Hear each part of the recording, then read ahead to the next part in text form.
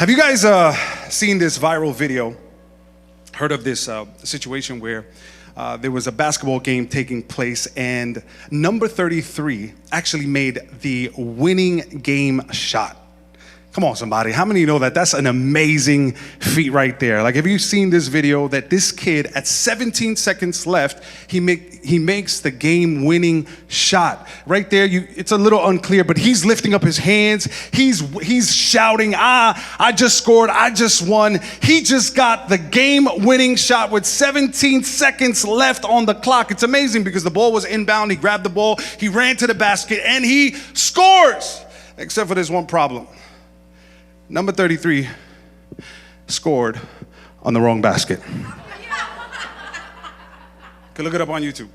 Number 33 scored on the wrong basket. So what did he do? He grabbed it, he went to the basket, and he scores. Oh, he hit the target. The problem is that he didn't hit the right one. Oh, he made the shot. The problem is it wasn't the right one. Oh, yes, the man celebrated like he just made history. The problem is that it was in vain because it wasn't the right one. And I think many of you are already picking up what I'm laying down. Come on, somebody. But there are many of God's people who, oh yeah, we're scoring, we're making the shot, we're reaching the goal, we're celebrating like we just got victory. The problem is, could it be that it's not the shot that God's called you to make the score on? Can it be that, yes, you're hitting the target, but what if you are hitting the target that was never meant to be hit in your life? What if it's that you're celebrating the thing that you think matters, but it's not the thing that God has assigned to your life? That's why I love D.L. Moody's quote when he says this. Watch this. Can you put it up on the screen? He says, our greatest fear should not be of failure, but of succeeding of something that doesn't really matter. In other words, like, our greatest fear shouldn't be of failing if it's the thing that God called us to do. Our greatest fear is actually becoming good and celebrating at a shot that was never meant to be scored. And so on this Vision Sunday, I think that what God wants to remind us today, this is what he says throughout the scriptures. He says, hey, don't waste your life on meaningless things. Don't waste your life trying to be successful at things that don't matter, at things that are irrelevant, at things that in the grand scheme of things, they're not going to have any benefit to your life. That's why he says this in Matthew chapter 16, verse 26.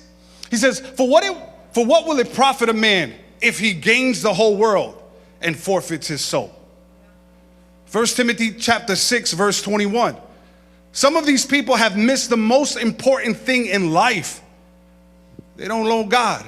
Can I give you the translation? Life is not about hitting the goals that you want. Life is about hitting the goal that aligns with God's vision for your life.